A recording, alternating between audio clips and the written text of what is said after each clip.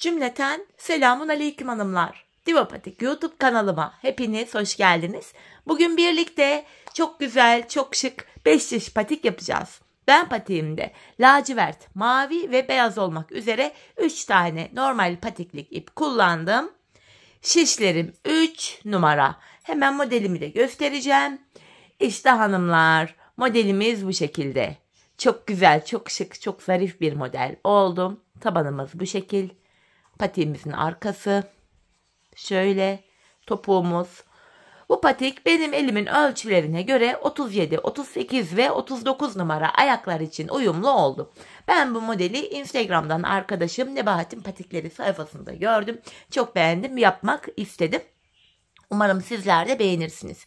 Evet, patiğimize hemen başlayalım hanımlar. Burun kısmından 12 ilmek olarak başlayacağım. Şöyle 12 ilmeğimi lacivert ipim ile atıyorum. Şu ikinci ilmeğim 3, 4, 5, 6, 7, 8, 9, 10, 11 ve 12. 12 ilmeğimi attım. Geri dönüyorum. Geri döndüğümüzde arka yüzdeyiz hanımlar. Bu aşamada kenardaki ilk ilmeği örmeden alıyorum. İlk sırada ilmeklerimi ters olarak örüyorum.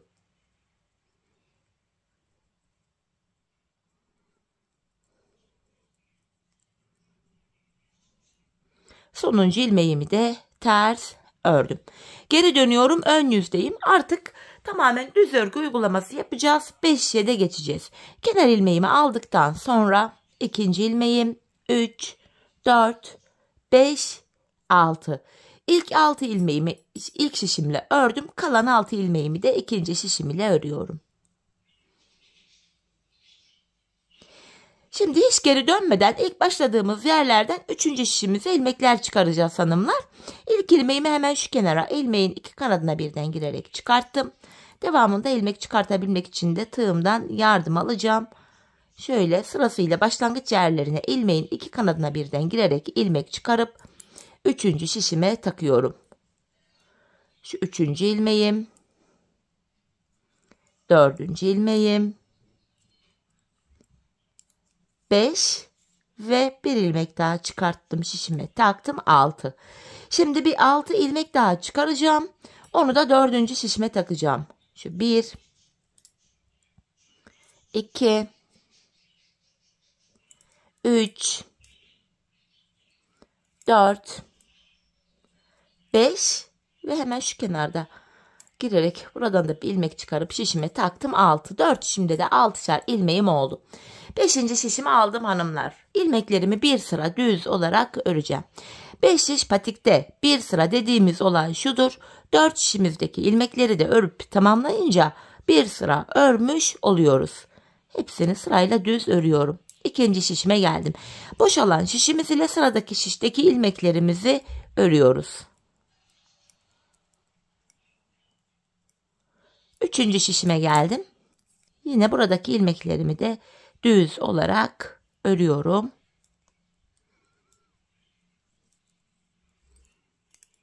4. ve sonuncu şişimdeyim.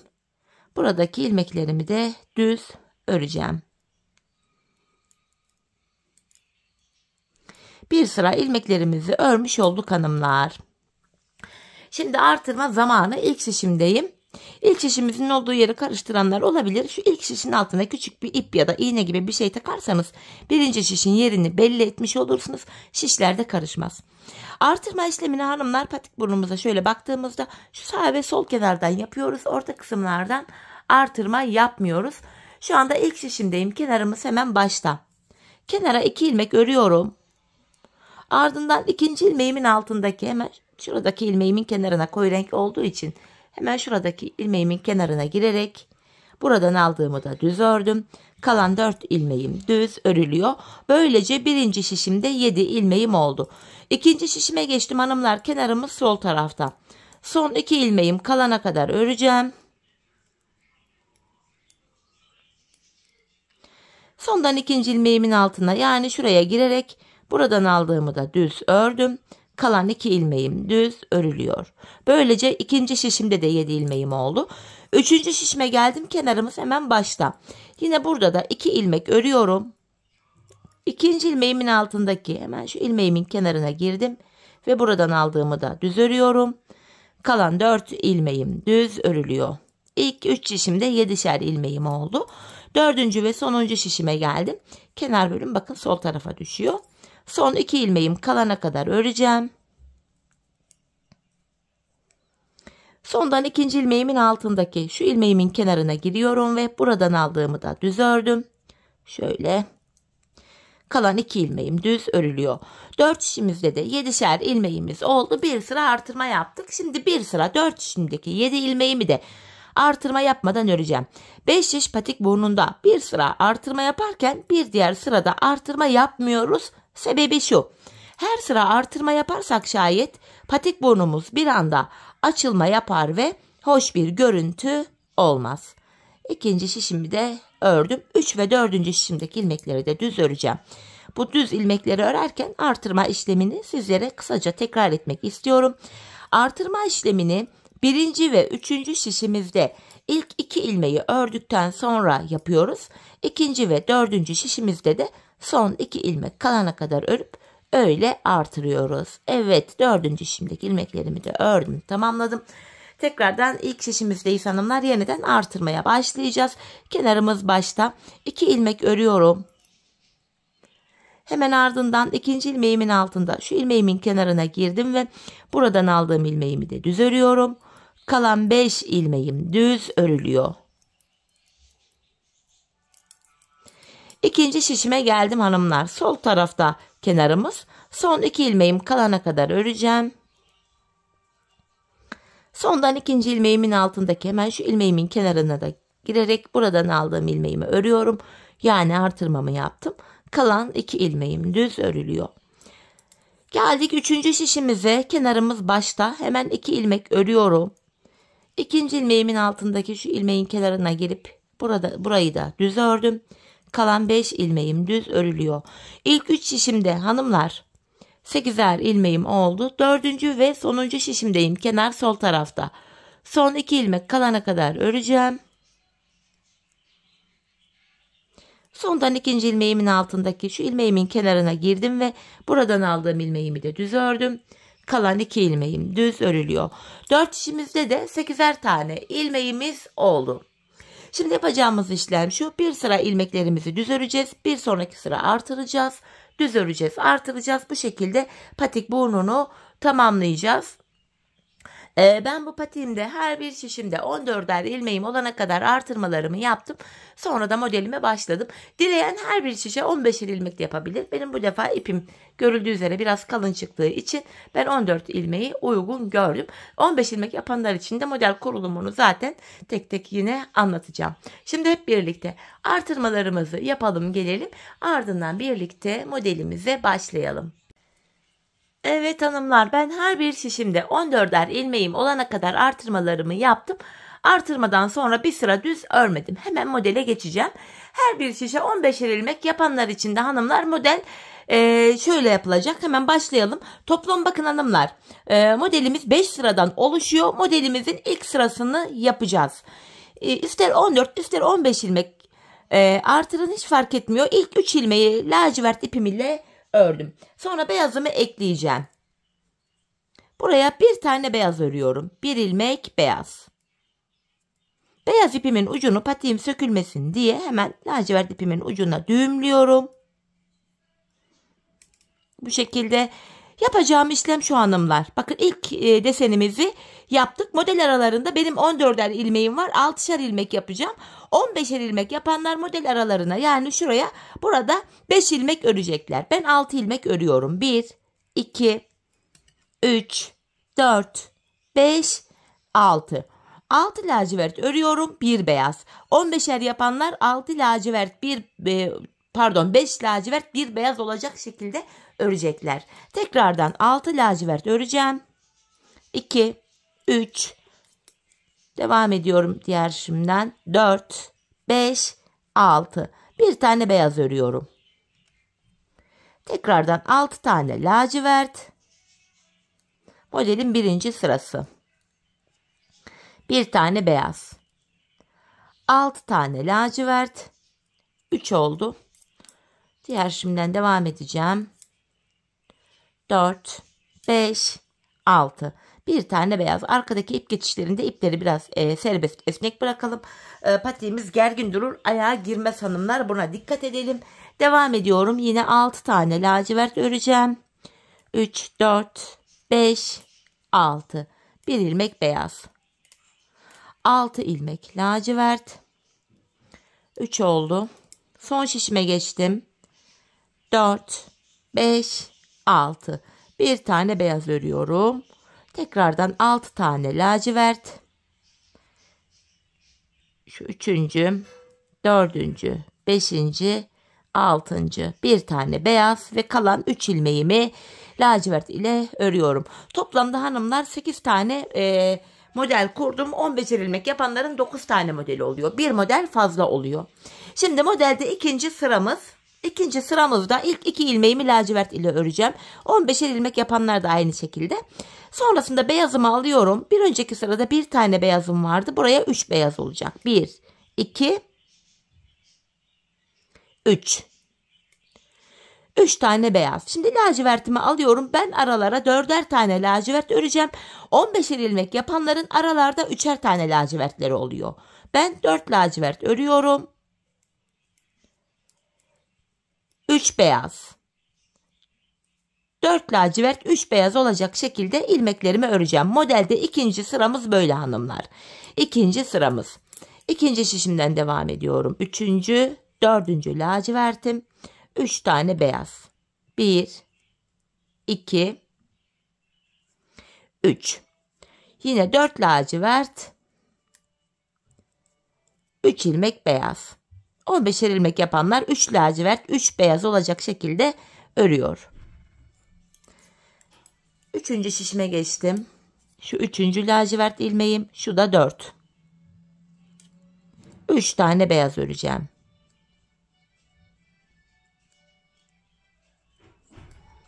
4 tane lacivert. 3 ilmek beyaz. 4 tane lacivert. 3. şişimden devam ediyorum. Şu 3. 4. 3 tane beyaz öreceğim. 1, 2, 3. 4 tane lacivert. 3 tane beyaz. Ve kalan son 2 ilmeğimi de lacivert ile ördüm. İkinci sıramızı tamamladık hanımlar. Geldik modelimizde 3. sıramıza. Bu sıramızda şöyle mavi ipimi de hazırlıyorum. Yapacağımız işlem şu: kenara bir ilmek lacivert ördüm. 15 ilmek yapanlar da bir lacivert örerek başlayacak. 2 tane beyaz örüyorum. Bir lacivertten sonra 2 beyaz, ortaya bir mavi öreceğim. Şöyle bir ilmek mavi.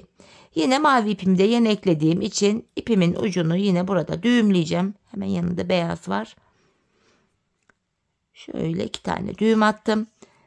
2 tane beyaz, bir mavi, 2 tane daha beyazımı örüyorum hanımlar. Bakın, ilk modelimizi bu şekilde yaptık. 2 beyaz, bir mavi, 2 beyaz.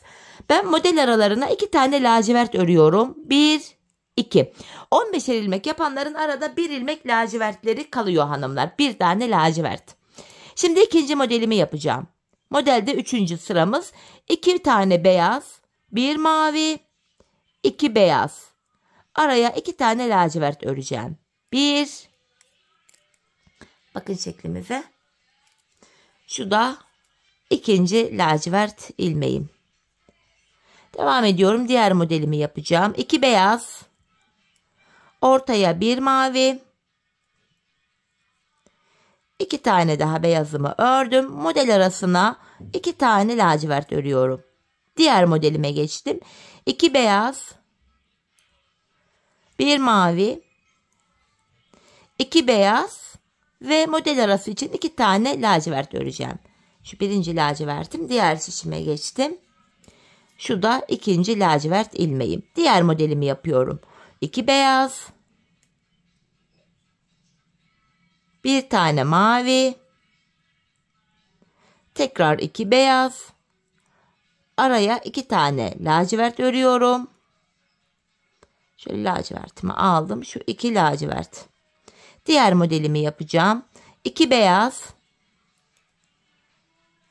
1 mavi, 2 beyaz ve yine araya model arasına 2 tane lacivert örüyorum.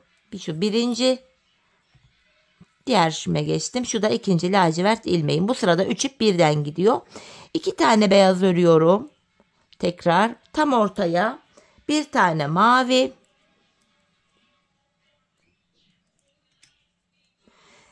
tekrar 2 tane beyaz ve model arası için 2 tane lacivert. Son modelimi yapacağım. 2 beyaz, tam ortaya 1 tane mavi, yeniden 2 tane beyaz ve son kalan bir ilmeğimi de lacivert ipim ile ördüm. Böylece hanımlar modelimizde 3. sıramızı da tamamlamış olduk.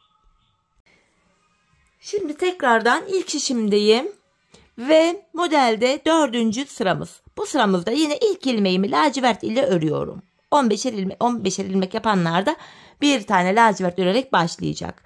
Şimdi desenimi yapacağım. Bir tane beyaz örüyorum. Bu defa tam ortaya 3 ilmek mavi öreceğim. 1, 2, 3 ve yanına bir beyaz.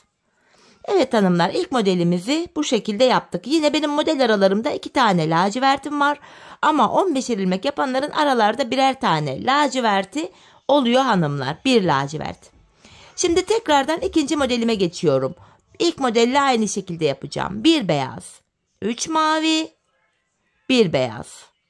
Arada yine 2 tane lacivertim var. Bir, diğer şimdiden devam ediyorum.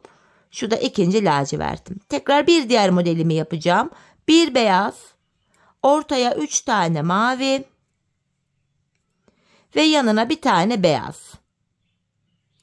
Araya 2 tane lacivert örüyorum. Diğer modelimi yapacağım. Bir beyaz, ortaya 3 mavi ve bir beyaz. Araya 2 tane lacivert öreceğim. Bir, diğer şimdiden devam ediyorum. Şu da ikinci lacivert ilmeğim. Bir diğer modelimi yapıyorum hanımlar. Öncelikle bir ilmek beyaz örüyorum. Şöyle. Bir beyaz, tam ortaya 3 tane mavi ve yanına bir tane beyaz. Araya 2 tane lacivert örüyorum. Bir diğer modelime geçtim. Bir beyaz, tam ortaya 3 mavi ve bir tane beyaz. Model arasına 2 tane lacivert. Bir, şu da 2. Bir diğer modelime geçtim. Son şişimdeyim. Bir tane beyaz örüyorum. Şöyle bir ilmek beyaz. Tam ortaya 3 tane mavi. 2 ve 3. mavi ve bir tane daha beyaz. Model arasına 2 tane lacivert ördüm. Tekrar bir beyaz, 3 mavi, bir beyaz ve sonuncu ilmeğimi de lacivert ipim ile ördüm. Modelde 4. sıramızı da hanımlar bu şekilde tamamladık. 4. sıramız böyleydi. Şimdi 5. sıramızı yapacağız birlikte. 5. ve sonuncu sıramız. Bu sıramızda mavi ipimizi kullanmayacağız.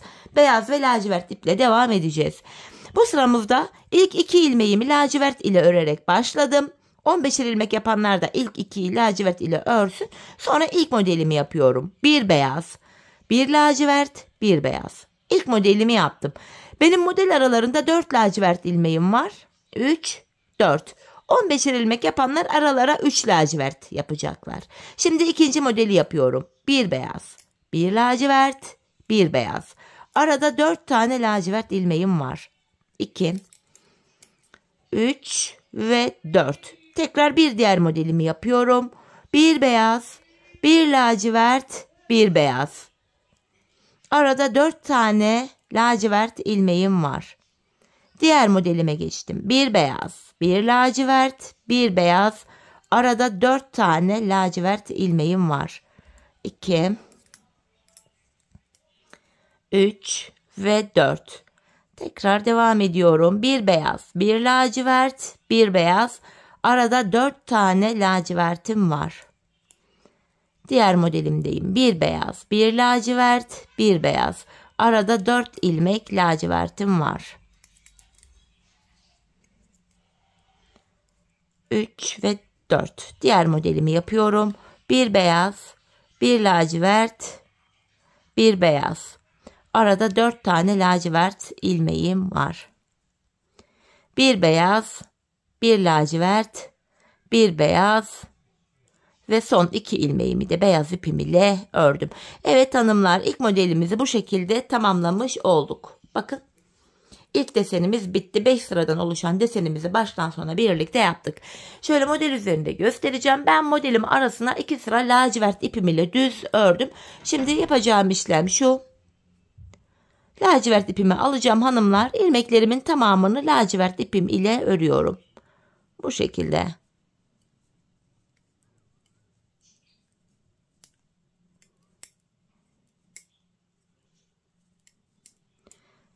İlk şişimdeki ilmeklerimin hepsini bu şekilde ördüm. Hanımlar, şimdi burada yapacağımız işlem şöyle. Ben 2 sıra boyunca ilmeklerimi ördüm. Sonra hemen ikinci modele geçtim. 2 sıra derken 4 şişimizi şöyle bir kere lacivert ipimizle dolanacağız. Bir daha dolanacağız. 2 olacak. Fakat her bir şişe 15'er ilmek yapanlar burayı bir kere dolanabilir araları. Ve 15'er ilmek yapanlar da buraya, bakın ben toplam 4 model yaptım. Siz 5 model yapabilirsiniz. Artık bu ölçülere göre farklılık gösterir. İsterseniz 4 yapın, isterseniz 5 yapın. Ya da 15'er ilmek yaptıysanız da yine benimle aynı sayıda 4 tane model yapıp aralara 2'şer sıra lacivert de yapabilirsiniz. Bunların hepsi bir seçenek. İstediğiniz gibi yapma hakkınız var.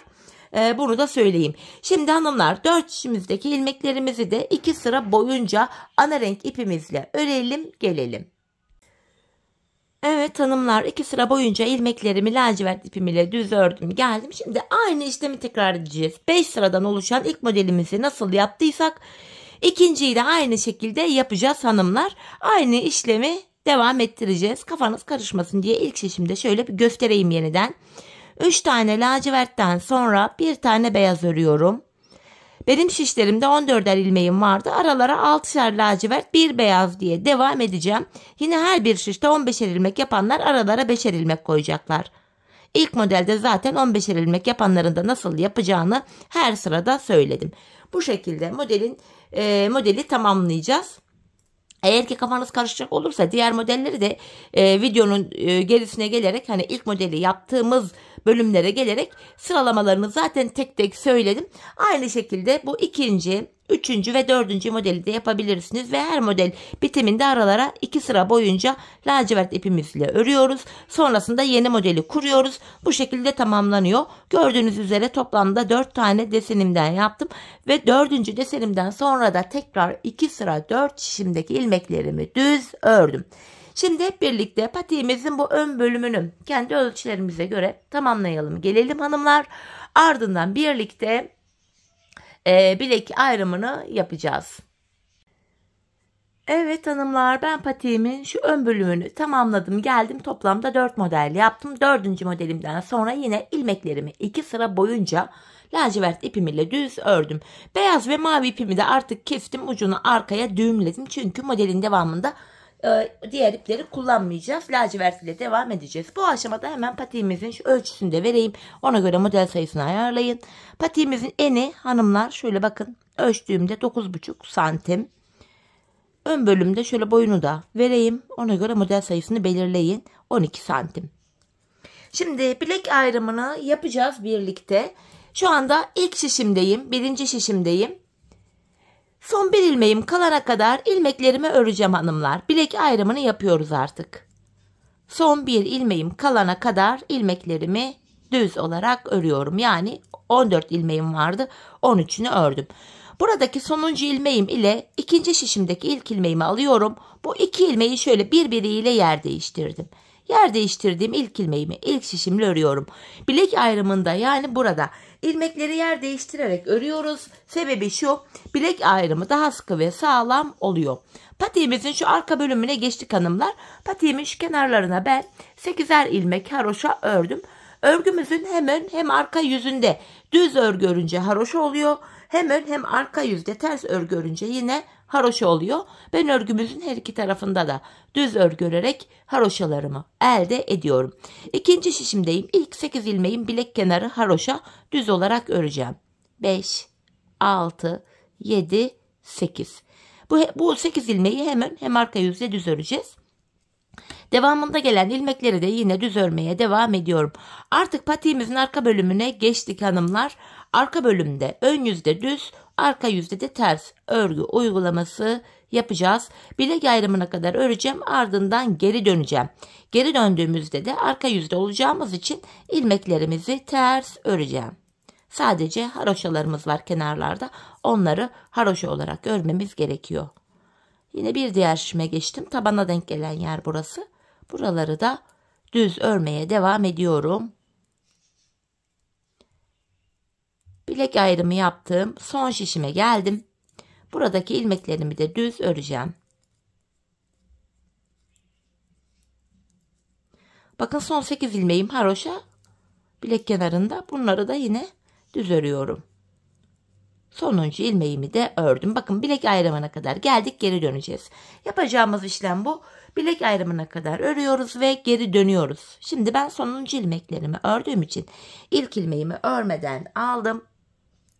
Kenar ilmeğim ile birlikte 8 ilmek düz öreceğim. 4 oldu. 5, 6, 7 ve 8. 8 ilmeğimi düz ördüm. Bakın bu kenara görünüyor mu şu an bilemedim, renk koyu olduğu için. Bir diş haroşamız düştü hanımlar. Devamında gelen diğer ilmekleri de şu an arka yüzde olduğum için ters örmeye devam edeceğim. Bu şekil. Patiğimizin arkasında hanımlar başka yapılacak bir detay, ayrıntı, model hiçbir şey yok. Bilek ayrımına kadar öreceğiz, geri döneceğiz, öreceğiz, geri döneceğiz. Ön yüzdeysek eğer düz örgü, arka yüzdeysek de şu anda yaptığımız gibi ters örgü uygulaması yapacağız. Sadece bilek kenarlarındaki 7'şer ilmek 8'er ilmek haroşamızı haroşa olarak öreceğiz. Patiğimiz bundan ibaret. Bir diğer şişime geçtim. Son şişim. Yine buradaki ilmekleri de ters örüyorum. Son 8 haroşa ilmeğimi bilek kenarına geliyoruz çünkü düz öreceğim. Bakın son 8 ilmek kaldı burada. Haroşalarımı yine düz örüyorum. Yine bilek ayrımına geldik. Tekrar geri döneceğim hanımlar. Bilek ayrımına kadar örüyoruz. Geri dönüyoruz ardından. Kenar ilmeğinden sonra haroşa ilmeklerimi örüyorum. Toplam 8 ilmek haroşam. Kenar ilmeği ile birlikte. Bakın 8 haroşamı düz ördüm. Yine ön yüzde diğer ilmekleri bilek ayrımına kadar düz öreceğim. Arka yüzde de ilmekleri ters öreceğim.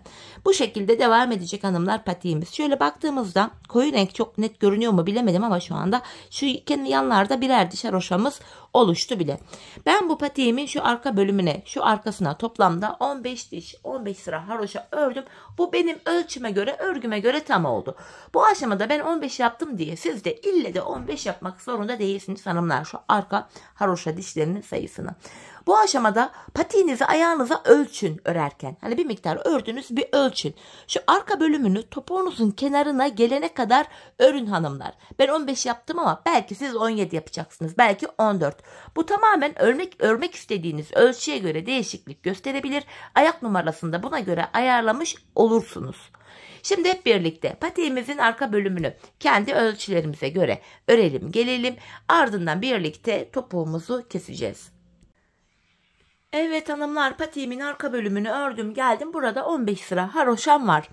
Bu aşamada hanımlar bakın bilek ayrımından sonra şu bölüm genişlediği için ilmeklerin hepsi tek şişte toplanacak duruma geldi. Şöyle dümdüz duruyor. Ben topuk kesiminde bana kolaylık sağlasın diye ön yüzden baktığımızda sol kenara 24 ilmek ayırdım. Sizler her bir şişe 15'er ilmek yaptıysanız bu sol tarafa 26 ilmek ayıracaksınız. Şimdi topuğumuzu örmeye başlayalım. Bu topuk bölümünde kenardaki 8 ilmek haroşamızı yine haroşa olarak öreceğiz. Arka bölümde de model bütünlüğü sağlansın diye. Öncelikle 8 haroşamı ördüm. Ön yüzdeyim, ilmeklerimi düz olarak ve sayarak öreceğim. 8 ilmeğimi örmüştüm. 9, 10, 11, 12, 13, 14, 15, 16, 17, 18, 19, 20 21, 22, 23 ilmek ördüm. 24. ilmekte öndeki ikisini kesiyorum. 23 ördüm, 24'te kesim yaptım. Zaten buraya da 24 ayırmıştık. Sol tarafa 26 ilmek ayıranlar da 25 ilmek örecekler. 26. ilmekte kesimi yapacaklar. Topuğumuz için ortaya baktığımda burada da 7 ilmeğim kaldı. Bu 7 ilmek her seferinde birer birer kesilecek, eksilecek, bitecek ve böylece topuğumuz oluşacak. Şimdi yapacağımız işlem şu. Kesimden sonra geri dönüyorum. İlk ilmeği örmeden aldım. Arka yüzdeyim. İlmeklerimi ters örüyorum. Son 8 haroşa ilmeğimi düz öreceğim hanımlar.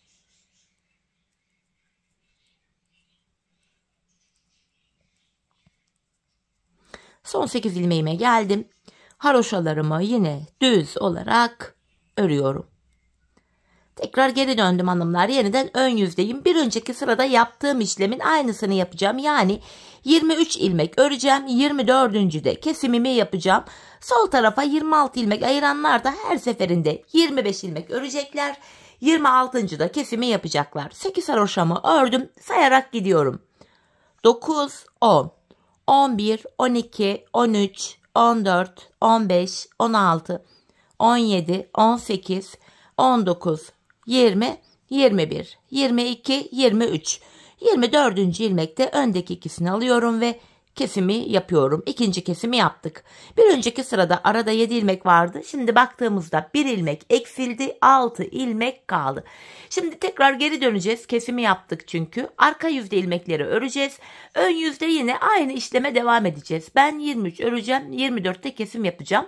Tekrar hatırlatıyorum. Sol tarafa 26 ilmek ayıranlar da her defasında 25 ilmek örecekler. 26. da kesimi yapacaklar. Patiğimizin topuğunu bu şekilde aradaki 6 ilmek bitene kadar örelim gelelim hanımlar. Evet hanımlar, aradaki ilmeklerin bitene kadar topuğumu ördüm geldim. İlk başta sol tarafa 24 ilmek ayırmıştım. Kesimden sonra sağ tarafta da 24 ilmeğim kaldı. Sol tarafa 26 ilmek ayıranların da kesimlerden sonra sağ şişlerinde 26 ilmekleri kalacak. Yani her iki şişteki ilmek sayısı da birbirine eşit. Şimdi patiğimin düz tarafı içeride, ters tarafı da dışarıda olacak şekilde şöyle ikiye katlıyorum. Ben tığ ile kolay kesim yapabildiğim için elime tığımı aldım hanımlar. İlk kesimim şöyle. Benden taraftaki şişten bir ilmek, ikinci şişten de bir ilmek aldım. İkisini topluyorum. Diğer kesimlerimi de şöyle yapacağım. Benden taraftaki şişten bir ilmek, ikinci şişten de bir ilmek alıyorum. İkinci ilmeği ilkinin içinden geçirdim. Tığımdaki ilmeklerimi topluyorum. Benden taraftaki şişten bir ilmek, ikinci şişten de bir ilmek aldım. İkinci ilmeği ilkinin içinden geçirdim. Tığımdaki ilmeklerimi topluyorum. Karşılıklı olarak şişlerimizden birer tane ilmek alıyoruz ve ikinci şişten aldığımız ilmeği ilk şişten aldığımız ilmeğin içinden geçiriyoruz. Tığımızdaki ilmeklerimizi topluyoruz. Kesme işlemini hanımlar bu şekilde yapıyoruz. Her iki patiğimizin topuğu da aynı yöne, aynı şekilde kesiliyor. Ve şişlerdeki ilmek sayıları da eşit olduğu için kesim sonunda ilmeklerimiz aynı anda bitiyor. Kesimimiz böyle. Gizli kesim, patiğin arkasında izi bile belli olmuyor. Tek taraflı bir kesim. İlmeklerin tamamını aynı şekilde sırasıyla kesiyorum. Önce benden taraftaki şişten bir ilmek alıyorum. Sonra da ikinci şişimden bir ilmek alıyorum. İkinci şişimden aldığım ilmeği ilk şişimden aldığım ilmeğin içinden geçiriyorum ve tığımdaki ilmekleri topluyorum, yani kesiyorum. Tamamını bu şekilde keseceğiz.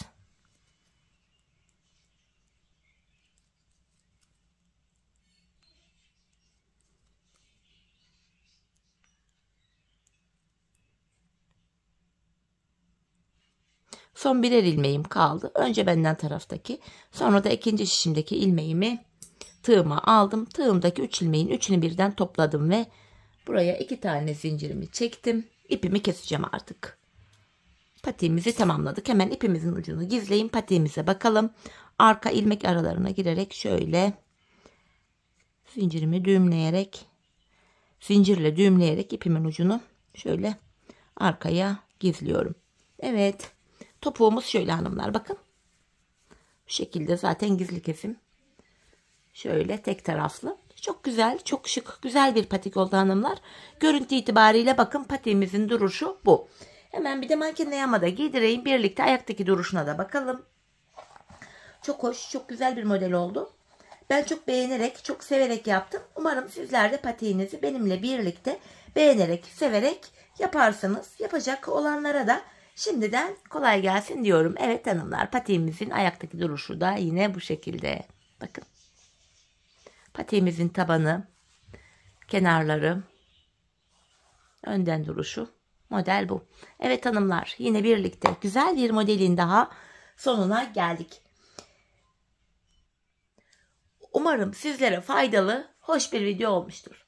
Yeni modellerde, yeni videolarda buluşmak dileğiyle. Şimdilik hoşça kalın, sağlıcakla kalın.